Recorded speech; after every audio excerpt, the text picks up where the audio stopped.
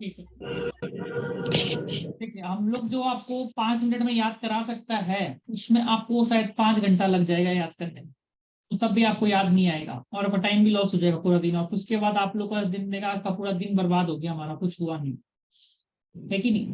सोच के देखिएगा, फिक्स्ड एसेट हो गया, इन्वेंट्री वगैरह हो गया, ये नहीं तो पूरा दिन ही बर्बाद हो जाता, कुछ हुआ ही नहीं। ठीक है, अब मैं एक कॉमन सेंस का ही आंसर बोलना है हर जगह, you will remember everything.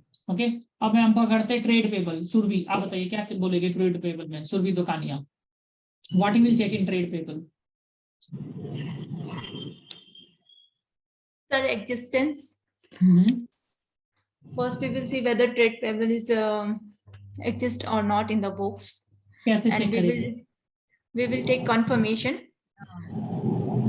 from all the parties. All the And parties, then all the parties, like we can do sampling as well. we have to do sampling ना, both parties होगा। Yeah. ठीक है, very good. Yes. चलिए यहाँ से question आता है, आपका आपका एक क्लाइंट का ऑडिट कर रहा है and he has 150 bank accounts, so you have to take the confirmation whether you will do sampling or not. No, कोई नहीं बोलेगा। You no do sir, we sampling? will not. Why? No. Why? We need to check Because all the bank accounts. because it is very crucial, and Risky it is a element, bank transaction. Yeah, there is a high risk हाँ, element. हाँ, That's very why good, we very will good. not sampling. High risky ठीक है। item, so we need to check High all the risk. bank balances, sir. High risk की item है, ठीक है। Confirmation नहीं मिलेगा तो क्या करेंगे ट्रेड पेबल का? Again, we will do the same process, or we can confirm from. No. ये इंपॉर्टेंट क्वेश्चन पूछा जाता है और इसमें रिजेक्ट हो जाता है क्योंकि पता चल जाता है करके नहीं आया कुछ। आप लोग देखो, आप लोग So we can take external confirmations. Subsequent payment. Subsequent payments will- subsequent payment check करेंगे कि हो सकता है वो that rate payable is actually fake, okay, but if there is a subsequent payment we get in April, May, June, then it is what? It is not fake. Subsequent payment check करेंगे। और trade receivable में क्या check करेंगे? Subsequent collection.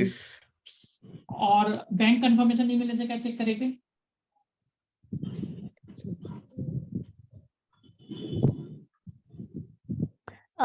In bank confirmation, we will check subsequent clearance, bank reco plus subsequent. देखिए subsequent कितना बार आ गया, देखिए 3 बार तो सब्सिक्वेंट ही आ गया, याद करने में इजी रहेगा।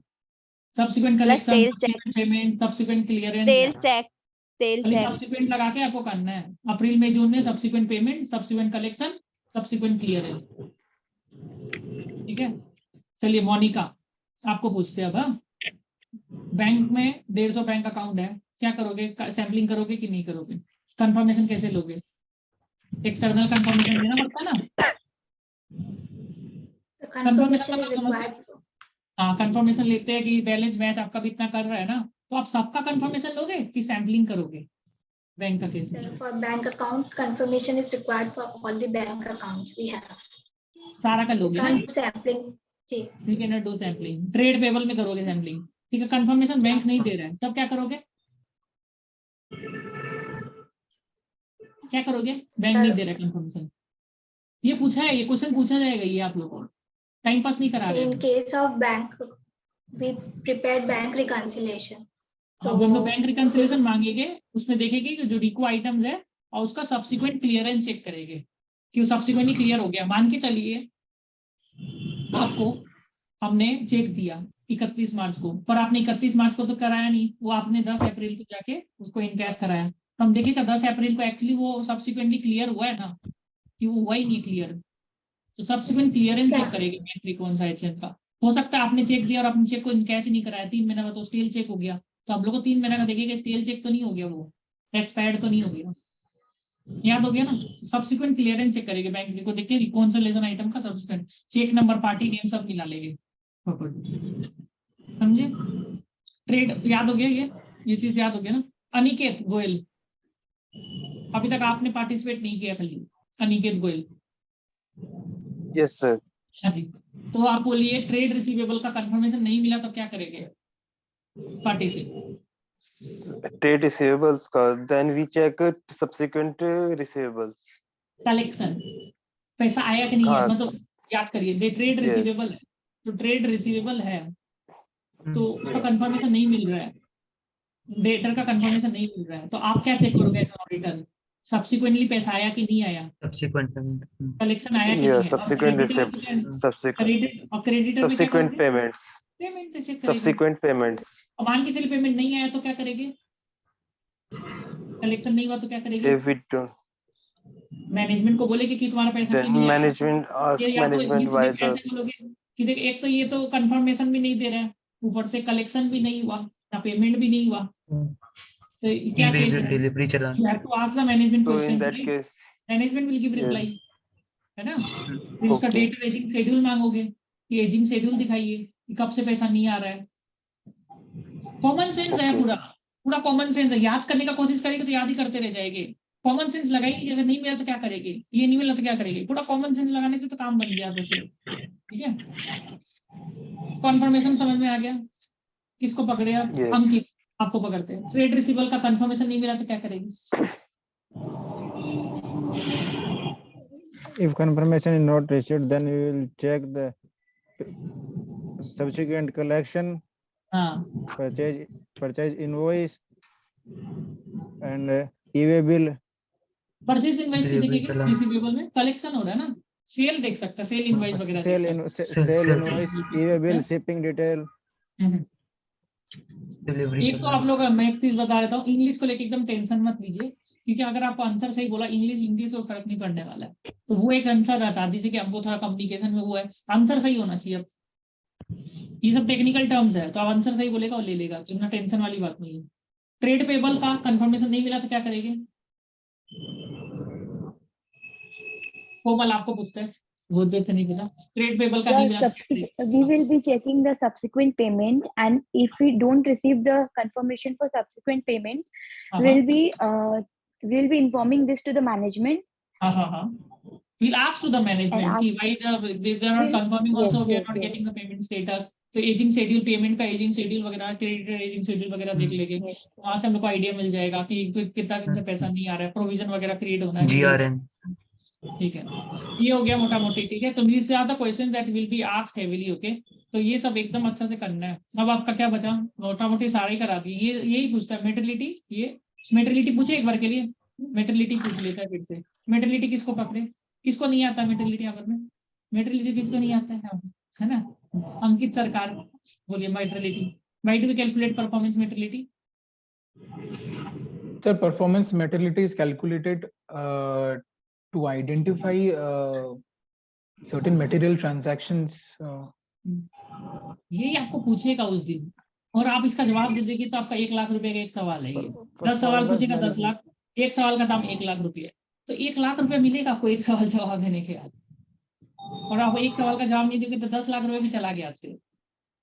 Performance सवाल का कीमत materiality कितना होगा? allows margin and buffer against undetected material misstatement. Mistake.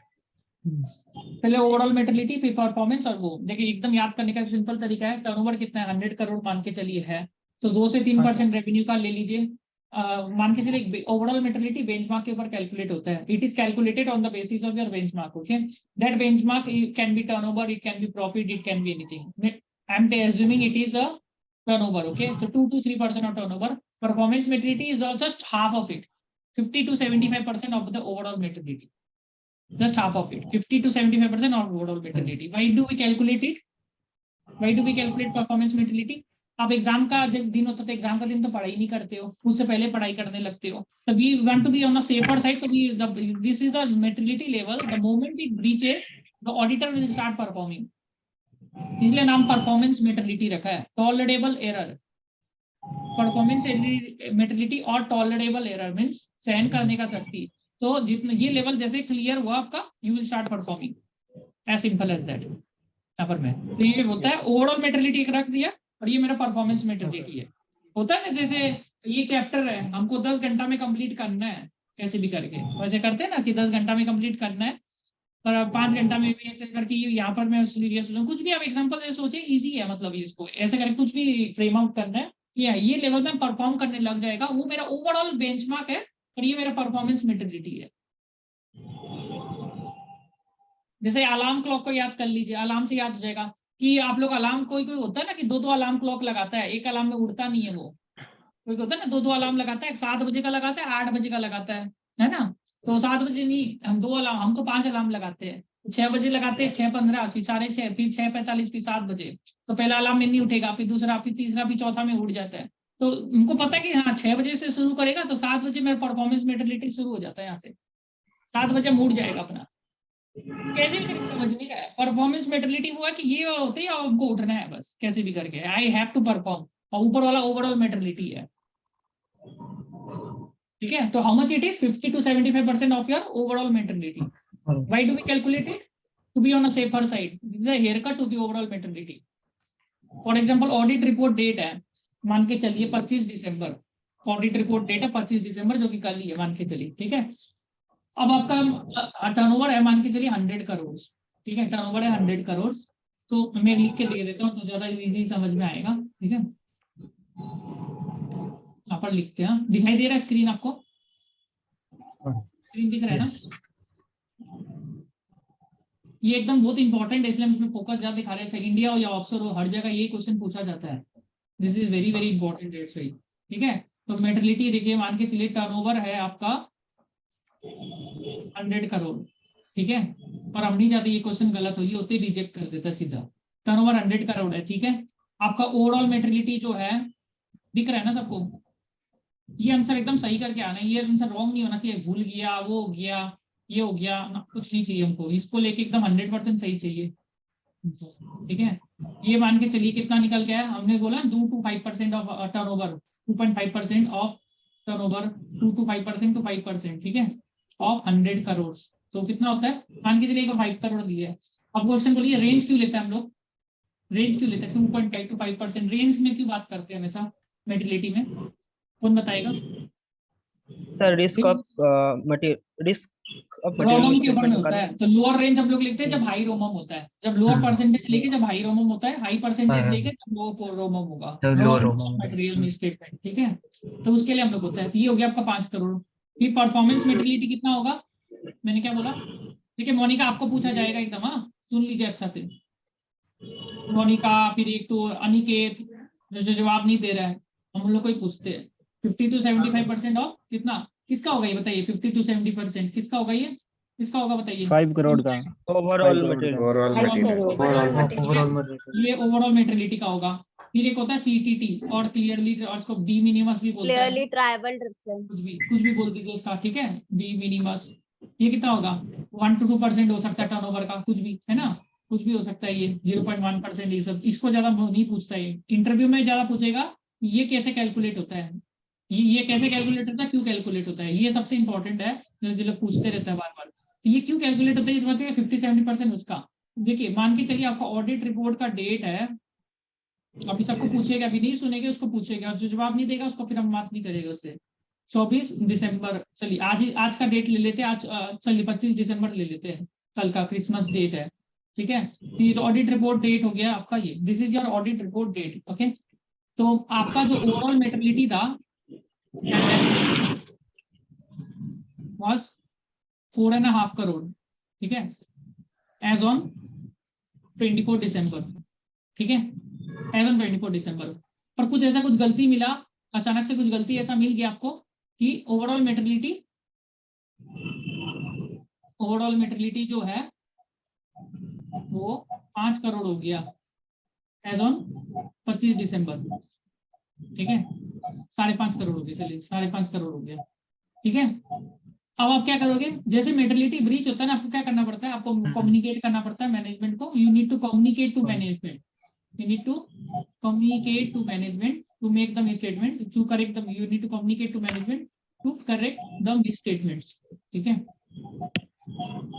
communicate the misstatement जो भी हो रहा है आपका, ठीक है, and to correct the misstatement। अगर वो नहीं करता है, if the management does not correct, if the management, अभी पूछा जाएगा इसके ऊपर, if the management does not correct the misstatements, then qualified opinion, ठीक है, qualified opinion, ठीक है, क्वालिफाइड ओपिनियन, ठीक है। तो देखिए, अब ऑडिट रिपोर्ट का दिन था तो 25 दिसंबर था, तो उस टाइम तक 24 दिसंबर तक 4.5 करोड़ था। अचानक से जो रिपोर्ट का दिन 5.5 करोड़ हो गया, तो आपने मैनेजमेंट को बोला correct me statement, management does not correct qualified opinion. Management को क्या अच्छा लगेगा क्या? अब एक ऑडिट रिपोर्ट का नहीं ओवरऑल मेटर्निटी एक्सीड हुआ और जाके आप बोलती है will the management will feel good about it, will the client will No, feel sir. No.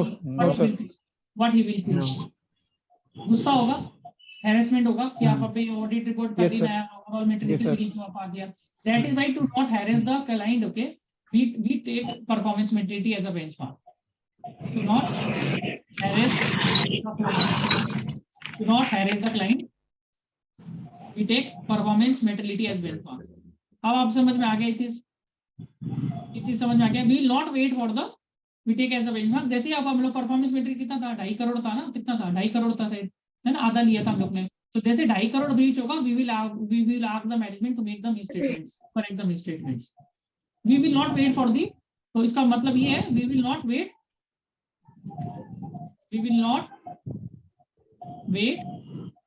for overall materiality to breach and then take action.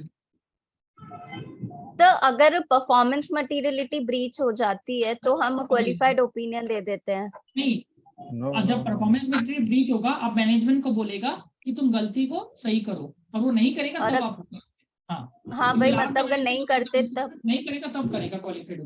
तो we will हाँ, तो we will ask the management to take corrective actions once. अभी सबको पूछेंगे, ये बहुत important है क्योंकि पूछा जाता है ये ब्रीच. ठीक है, चलिए इस समझ गए ना, किसको पूछेंगे फिर ये रुचा आपको पूछते हैं. आपने सुना रुचा? Yes. बोलिए Yes. क्या समझ में आया? Why we calculate performance metric? Video on करके एग्जांपल के साथ समझाइए, कोई दिक्कत नहीं है. ये पूछा जाएगा एग्जाम वहां में और ये नहीं बोलेंगे क्लिक कर देते किसी. Why we calculate performance materiality? We calculate performance materiality to avoid the misstatement. If पहले हिंदी में समझाइए, इंग्लिश भूल जाइए, पहले हिंदी में समझाइए. हिंदी तो आती है आपको, हिंदी में समझाइए क्यों निकालते हैं परफॉर्मेंस मेट्रिलिटी. परफॉर्मेंस मटेरियलिटी निकालते हैं क्योंकि we can not wait for to breach the overall materiality. We can tell the management if they reaches Hindi में the बोलिए ना, हिंदी इंग्लिश क्यों बोलते हैं? हिंदी में बोलिए परफॉर्मेंस मेट्रिलिटी क्यों निकालते हैं? परफॉर्मेंस मटेरियलिटी निकालते हैं क्योंकि if misstatements reaches the performance materiality we can हम बोल सकते हैं मैनेजमेंट को कि to correct them the misstatements. नहीं हुआ. कौन बताएगा? सुरभि आप बताइए क्यों निकालता है परफॉर्मेंस मेट्रिलिटी?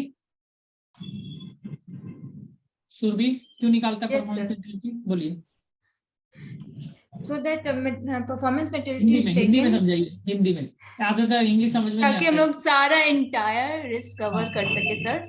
इन केस हमारा टर्नओवर है 50 lakhs एंड हम लोग परफॉर्मेंस मेटेरियलिटी उसका 35% लेते हैं. तो जितना जो भी अमाउंट आएगा उतने तक यदि हमारा मटेरियलिटी पहुंच रहा है तो फिर हम लोग उसके अगेंस्ट एक्शन ले सके and we can ask management to clear नहीं हो rectify रहा, the mistake. क्लियर नहीं हो रहा. देखिए हम लोग परफॉर्मेंस मेट्रिलिटी इसलिए निकालता है क्योंकि हम लोग नहीं चाहते कि क्लाइंट को तंग करे कि on the basis of overall materiality, कि ओवरऑल मेट्रिलिटी जैसे ब्रीच होगा तब हम जाएगा क्लाइंट को बोलेगा अपना मिसस्टेटमेंट चेक करो, नहीं करेगा तो क्वालिफाइड ओपिनियन दे दिया. Right? We will not wait for the overall maturity to breach and then we will go to client and to ask the client to do the misstatement, correct the misstatement, and if the client is not responding, then we do the qualified opinion. Then client will get angry with us, right? So we will not do this. So we will take the basis of performance maturity, also be on a safer side to as a haircut to the overall maturity. अब ये basis को लेके exam से पहले थोड़ी ना आपको exam का दिन थोड़ी ना लेके बैठता है बुक को. एग्जाम 5 दिन पहले तो पढ़ना शुरू करता है ना, एग्जाम का दिन वहां पढ़ने लगेंगे. बहुत दिन करता है उसे, ऐसे तो नहीं करना चाहिए ना, गलत बात है ना. तो वही चीज है. तो you will take the basis of performance materiality. नाम में तो सब कुछ है, परफॉर्मेंस मेट्रिलिटी, परफॉर्मेंस मेट्रिलिटी. नाम सुनिए लेना, 2-3 बार सुनेंगे. Performance materiality, tolerable error, tolerable error. क्या समझ में आ रहा है टॉलरेबल एरर का मतलब? क्या समझ में आ रहा है? Tolerable error, what you understanding by word tolerable error? जितने तक सहन we करने can का Shakti. tolerate. Yes. We can tolerate this error, okay. इसके बाद तो हम लोग अब जाके मैनेजमेंट को कंप्लेन करने वाले हैं, भाई अब चेंज करना पड़ेगा, नहीं तो क्वालिफाइड ओपिनियन देगा। So this is the basis, this basis is breached, we will start performing, we will not tolerate more error after this. ये चीज समझ में आ गया? While we calculate overall materiality, we will not wait for the overall materiality to get breach and we will then ask the management to make the misstatement, the client will get harassed with us, we do like this. तो on a P in a safer side. अच्छा, अब आप बताइए, मेरा internet connection तो ऐसा नहीं कि नाम सा इंटरनेट कनेक्शन नहीं है, ऐसा नहीं समझ में आ रहा है। रुचा बताइए। Yes. So performance materiality is calculated. ये कुछ 10 लाख रुपए का है, अब आपको बता देता है क्योंकि ये क्वेश्चन का जवाब नहीं देंगे और रिजेक्ट कर देगा। तो 10 लाख रुपए का क्वेश्चन है, इसको समझ लीजिए बढ़िया से। हाँ बोलिए। We will not wait. We will not. हम वहाँ तक के वेट नहीं करेंगे कि overall materiality breach हो, because it will harass the client. So जैसे performance materiality breach होता है, like we can ask the client to to correct that misstatement, and if they do not correct it, then we can give them qualified opinion. हाँ, qualified opinion 3 तरह का होता है ना, याद है? Yes.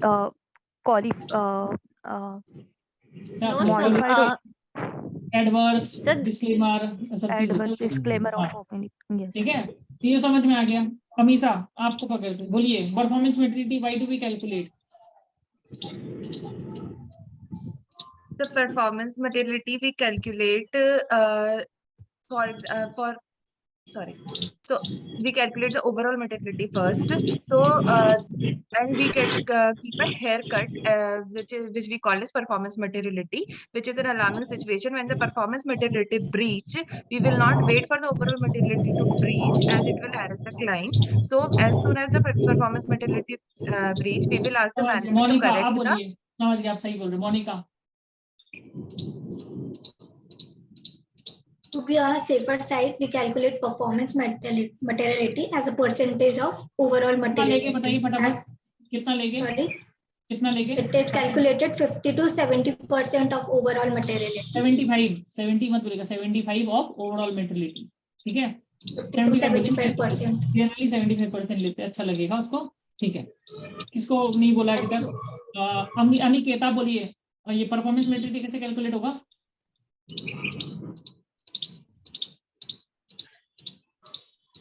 मैंने इतना मेहनत किया, आंसर तो बताइए। परफॉर्मेंस मैच्योरिटी कैसे कैलकुलेट? परफॉर्मेंस मैटेरियलिटी सर, ओवरऑल मैटेरियलिटी का परसेंटेज लेते हैं 50 to 75%। हाँ बढ़िया। कि अगर क्यों जैसे निकालते हैं? सॉरी व्हाई डू वी कि कैलकुलेट? लास्ट डेट पे जब हमारी ओवरऑल मैटेरियलिटी ब्रीच होने लगे तो उससे पहले पता चल जाए हमें, मैनेजमेंट को बता पाए हम। अच्छा से बताइए। करते हैं कि ओवरऑल मैटेरियलिटी ब्रीच होने का वेट नहीं करते, हम परफॉर्मेंस मैटेरियलिटी सेट कर लेते हैं। सेफर साइड, बस सेफ के निकाल देते हैं वही, ठीक है? समझ में आ गया मेरे हिसाब से। और रुचा कुस्सा का तो पूछ ही लिया था, आई गेस। रियलमी आप बताइए। मनीष, यस सर, बोलिए। सर इसको दूसरे तरीके से बताओ। Sir, actually, overall materiality covers only large balances. But what if there is a misstatement in small accounts, small balances, small transaction? So we calculate performance materiality to be on the safer side. We generally take 50 to 75% of the overall materiality. ठीक है, आप सही बोल रहे हैं। कुशल, and once it reaches, very good. Kusal, so we can give this answer, na sir?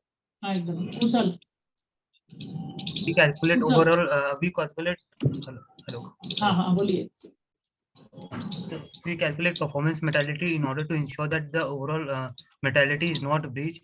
We calculate performance materiality around 50 to 75% of the overall materiality. Why It we is calculated we calculate so that our overall materiality is not breached, and we at the end of the audit report we do not harass the client. And if the management does not correct it, we give a qualified opinion on that. ये थोड़ा सा आपको और improve करना पड़ेगा, फिर से एक बार बोलिएगा अच्छे से। एक बार फिर से बोलिए आंसर को, हिंदी में बोलिए। कैलकुलेट परफॉर्मेंस मैटेरियलिटी इसलिए कैलकुलेट करते हैं so that our overall materiality is not breached. and we calculate it as a 50 to गलत 70. बोल रहे हो. We will not To be wait on for the the safer overall side, mortality to breach. overall We mortality will to not get wait for breached. the Overall mortality to get reached, and we calculate as a 50 to 75% of the overall mortality.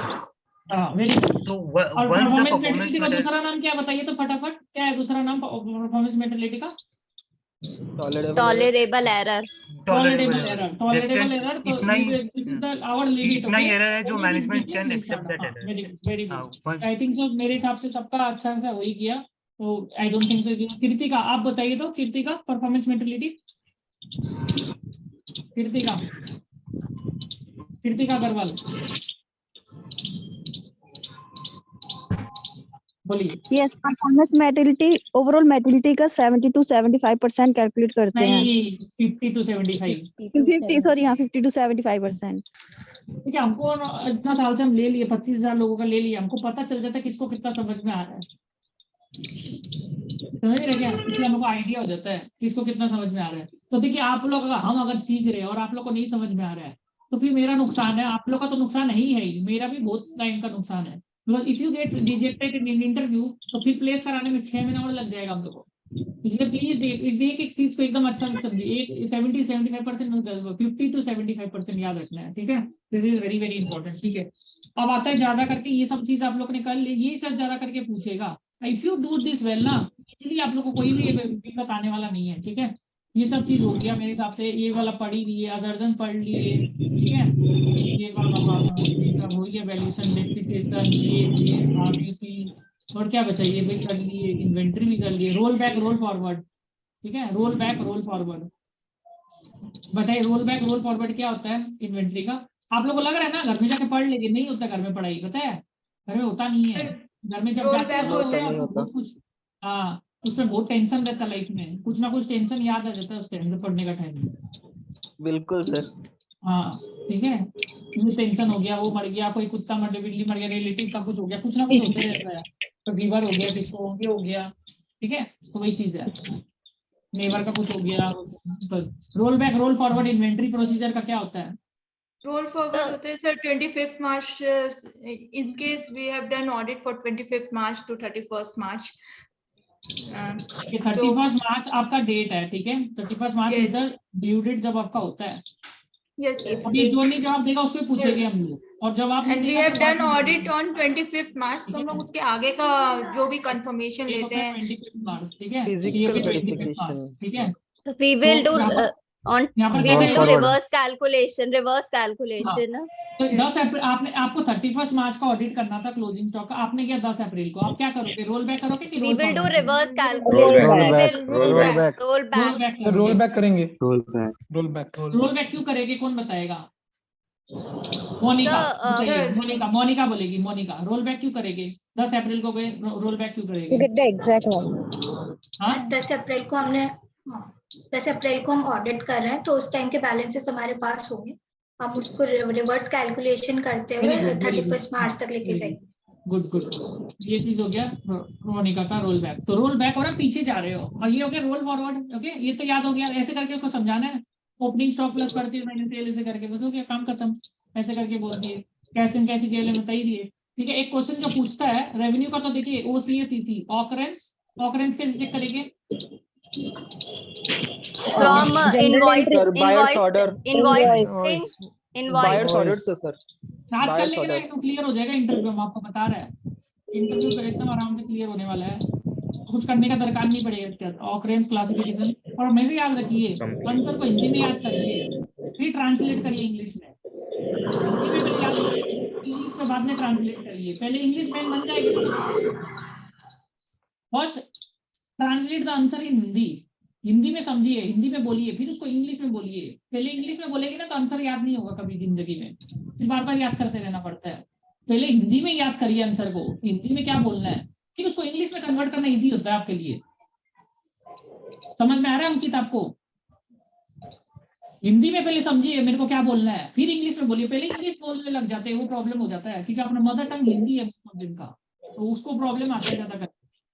ठीक है. तो occurrence classification, accuracy, cut off और क्या था? completeness. Completeness. तो completeness तो हम explain नहीं करेंगे, है ना. कंप्लीटनेस आता ही है. कट ऑफ ज्यादा करके पूछता है रेवेन्यू में, ठीक है। कट ऑफ कैसे चेक करता है बताइए, कौन बताएगा? कट ऑफ क्या होता है पहले बताओ, क्या होता है कट ऑफ?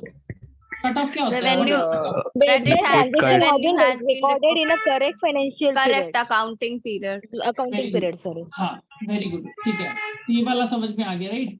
कट ऑफ, तो रेवेन्यू का कट ऑफ कैसे चेक करेगा? अनिकेत गोयल बताएंगे, बिग फोर से आए हैं। अनिकेत गोयल बताइए रेवेन्यू का कट ऑफ कैसे चेक करते हैं, बोलिए, बहुत पूछता है ये। सेम पीरियड, जो पीरियड में रेवेन्यू अकर हुआ है उसमें रिकॉर्ड होगा वो। मींस जब चेक कैसे करेंगे हम लोग कट ऑफ इधर से? देखिए नहीं पता, ठीक है, कौन बताएगा कट ऑफ कैसे चेक करता है? हाँ बोलिए सर मैं बताता बोलिए। सर। जैसे अगर जैसे सर 31 मार्च को कोई, जैसे मैन्युफैक्चरिंग के लिए बताता हूँ, जैसे इंडस्ट्री का सर मैंने चेक किया था, जैसे 31 मार्च को सामान निकला है, गाड़ी निकली है हिमाचल प्रदेश के लिए शाम को, तो हम सेल रजिस्टर से चेक करेंगे कि पहले कि वो गेट आउट कितनी बजे हुई वहां से। अगर शाम को हुई है 5 बजे तो वो हिमाचल प्रदेश नहीं पहुंच पाएगी, मतलब उसी दिन, तो उस दिन की वो रेवेन्यू रिकॉग्नाइज नहीं होनी चाहिए 31 मार्च को। ठीक है, गुड। तो और क्या चेक कर उसको सकते सर हैं? अगले और क्या चेक करते कट ऑफ में? बताया था। कोमल आप बताइए कट ऑफ कैसे चेक करते हैं? कोमल लोहिया, आपका म्यूट ऑन कर लीजिएगा, म्यूट में हो आप। तो sample bill with the supporting bill अपनी चेक कर सकते हैं, कोई भी whatever the bill is there उसके अगेंस्ट पे कोई भी सपोर्टिंग बिल है वो एग्जिस्ट करता है या नहीं। इसको बताया तो श्वेता अग्रवाल आप बता पाएंगे? अभी आपका रिलेटिव आके रखा है, हमको गर्मी पता है। श्वेता अग्रवाल कट ऑफ कैसे चेक करते हैं रेवेन्यू का?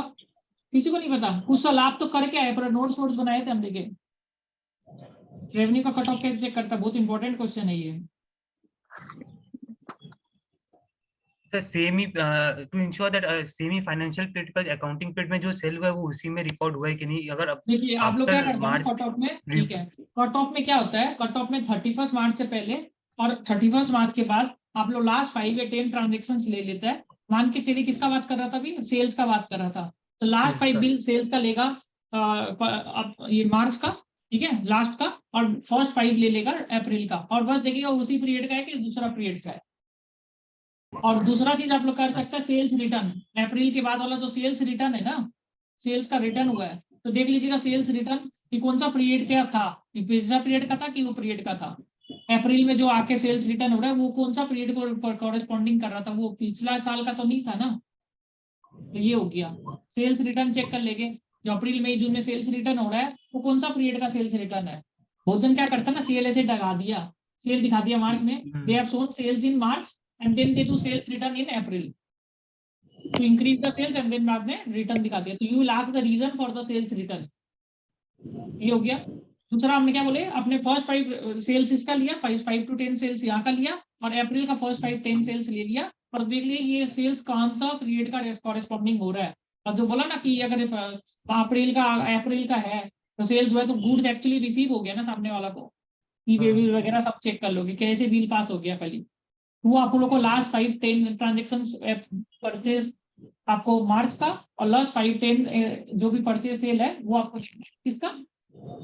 अप्रैल का। और सिमिलरली ऐसे करके कैश एंड बैंक का आप लोग ने रिसीप्ट एंड पेमेंट चेक कर लेता है, डेबिट क्रेडिट का। बस आपको देखना कौन सा पीरियड का कॉरेस्पॉन्डिंग कर रहा है। समझ में आया ये चीज? किसको पूछेंगे? सर बोलिए। हेलो सर, एक क्वेश्चन है सर। हाँ। सर अप्रैल तक कितना दिन तक कट ऑफ लेना है? फॉर एग्जांपल अगर आपने सेल रिटर्न बताया, मान लीजिए कि अगर 28 मार्च को कोई सेल हुआ था और उसका रिटर्न हो रहा है 20 या 25 अप्रैल को, तो क्या उसको भी मैंने एडजस्ट करवाना है? साइकिल कितना होना चाहिए? फिर से सपोज कीजिए सर 28 मार्च को कोई सेल हुआ और रिटर्न जो है वो 25 अप्रैल को जाके हो रहा है, तो क्या इसको भी एडजस्ट करवाना है? पूरा अप्रैल का पूरा लेगा, पूरा अप्रैल महीना का सेल्स रिटर्न देख लेगा, पर ये डिपेंड करता है आपका मैनेजर क्या बोलता है। हाँ, पूरा अप्रैल महीना का सेल्स मतलब कोई कट ऑफ नहीं होगा। हाँ तो जून हाँ, भी जा सकता है। अप्रैल महीना में जितना भी सेल्स रिटर्न हुआ वो मार्च का तो नहीं है, वो आप चेक कर लेंगे। ठीक है, ये समझ में आ गया ना? तो किसको पूछे ये वाला क्वेश्चन? कीर्ति का आप बताइए। रेवेन्यू का कट ऑफ कैसे चेक करेंगे? क्वेश्चन सर बोलिए बोलिए सुरभि। सर जैसे अभी जो उन्होंने पूछा कि मार्च का सेल्स कुछ है और उसका रिटर्न हम लोग कर रहे हैं अप्रैल में, तो हम लोग मई में भी तो कर सकते हैं रिटर्न। अप्रैल मई का आप लोग ले जून लेगा में फैमिली में। ये कट ऑफ डेट जो होता है ना वो मैनेजर डिसाइड करता है, आपको मैटरनिटी देख के क्या है, रिस्क क्या है, वो है, तो वो कोई ऐसे हार्ड एंड फास्ट नहीं है। तो अप्रैल मई का देख लेते हैं, कोई बोलता है अप्रैल का देख लो, तो ऐसे करके उस कट ऑफ डेट के अकॉर्डिंग वी विल डिसाइड कि ये कट ऑफ उसके डिसाइड। विदिन हाँ हुआ है कि नहीं। हाँ बस ओके बस ठीक है, ये हो गया। तो रेवेन्यू में क्या क्या चीज आप लोग चेक करेगा कट ऑफ? कृतिका आप बताइए कैसे कट ऑफ प्रोसीजर्स को हम लोग करेगा रेवेन्यू में? कृतिका रेवेन्यू। यस, रिवेन्यू के लिए मेनली इनवॉइस देखेंगे, शिपमेंट बिल्स वगैरह देखेंगे किस डेट को शिपमेंट हुआ है, एंड सेल्स रिटर्न देखेंगे। लाई सुन लीजिए, ये चीज आप लोग सुनते नहीं है। लास्ट 5 बिल्स देखेंगे मार्च का, 5 to 10 बिल्स देखेंगे मार्च का, और जो लास्ट 5-10 जो फर्स्ट 5 सेल्स हुआ है, फर्स्ट 5 to 10 सेल्स हुआ है अप्रैल का, वो आप लोगों को चेक करना है प्रॉपरली। और उसके साथ से सेल्स रिटर्न जो भी हुआ है ना अप्रैल महीना में, वो चेक करना है। ठीक है ऋतिक, आप समझ गए ना ये चीज को? लास्ट 5 to 10 सेल्स देखेंगे मार्च का, और फर्स्ट 5-10 सेल्स देखेंगे अप्रैल का, और देखिए वो कौन सा पीरियड को कॉरेस्पॉन्ड कर रहा है, उसी पीरियड का है कि कोई दूसरा पीरियड का सॉल्व कर रहा है। आई थिंक इट्स क्लियर ना? प्लीज एकदम हम देखिए कितना एफर्ट डाल रहे हैं, तो आप लोग एकदम अटेंशन के साथ सुनिए प्लीज। अगर आप लोग अभी ये टाइम में मेरे साथ नहीं हो तो आप लोग अपने साथ ये जागती कर रहे हो, बिकॉज मेरा टाइम बहुत कीमती है, राइट? हम ऐसे तो नहीं यहाँ पर मैं आके बैठ सकते हैं, मेरे को इसका कितना काम रहेगा। अगर मेरा अभी हम कुछ बोल रहे हैं और आपका अभी ध्यान किधर और में है, कुछ और मैसेज कर रहे हो, हैप्पी क्रिसमस, मेरी क्रिसमस, तो आप अपना मेरी करवा रहे हो ऐसे करके है ना? ठीक है ना? मेरा नहीं करवा। अंकित सरकार बोलिए रेवेन्यू कट ऑफ। और जितना हम आपको दे रहे हैं ना, और जन क्या होता है, टीचर खाली क्लास देता है, भाई तुमको समझ में आया तो ठीक है, तुमको नहीं समझ में आया तो टाटा भाई भाई, हम तो समझा दे, तुम बेकार है, हम नहीं जानते, तुम नहीं समझे तो मेरा क्या गलती है? वो तो ऐसे ही बोलेगा, you don't understand so not is not my fault, right? You are not attentive in the class then not my fault, ऐसे बोलेगा। हमारा वो सब नहीं है, हम एक को पकड़ पकड़ के पूछते हैं। अंकित सरकार बोलिए। सर रेवेन्यू कट ऑफ के समय सर हम लोग मार्च का लास्ट 5 to 10 ट्रांजैक्शंस और अप्रैल का फर्स्ट 5 to 10 ट्रांजैक्शन देखेंगे चेक और करके सेल्स रिटर्न ये देखेंगे कि क्या वो आप समझ गया, वो बढ़िया बात है, बढ़िया। रुचा बोलिए, Rucha. Yes, sir. For the sales, we can check from March के 5 to 10 bills check करेंगे, and then April के 5 to 10 bill check करेंगे whether they are recorded properly in that period or not. Monika Gautam. So for revenue cutoff, we will check last 5 to 10 days of March, with the first 5 to 10 days of April, whether they are recorded properly. Attentive है, मतलब पूरा एकदम attentive के साथ। कुशल, मेरे को आपका कुछ पता नहीं चला, कुशल बोल रहे हैं ना, ऐसे कुशल भी अटेंटिव है। श्वेता अग्रवाल पहले हमको बता दिया तो कोई दिक्कत नहीं है, श्वेता ऐसे भी क्लियर कर दिया है, ठीक है। नेहा तिवारी PWC SDC में काम करती है, ठीक है, तो रेफरल वगैरह वो हेल्प कर देगी रेफरल वगैरह करने में, ठीक है। तो रेफरल वगैरह का टेंशन नहीं है। सी वाज एमकॉम, ओके, और उन्होंने अभी ज्वाइन भी किया था एज अ PWC SDC में, ठीक है। She is our earlier batchmates, ठीक है। और चलिए ये हो गया, कट ऑफ वट ऑफ हो गया। और ऑडिट एरियाज में बता दें, इंडियस वगैरह देख लीजिए। अगर आपका बिग फोर इंडिया का क्लाइंट आएगा तो इंडियस पूछेगा आपको, अगर ऑफशोर हुआ तो इंडियस नहीं पूछेगा। इंडियस एकदम उससे याद रखना है आपको। 115, 116, 109 जितना भी रंग है, ये नेक्स्ट टाइम पढ़िए तो उसको हम लोग और ले गए इसको, ठीक है। पास के लिए पर सर अगर सीवी में इंडेस आपने लिख रखा है कि आपने इंडेस में वर्क कर रखा है, तो ऑफशोर वाले फिर भी इंडेस नहीं पूछेंगे कि अगर आपने लिख ही रखा है कि हाँ हमने इन इंडेस में वर्क कर रखा है, तो पूछ सकते हैं ना ऑफशोर वाले इंडेस के। एकदम पूछ सकते हैं, ठीक है।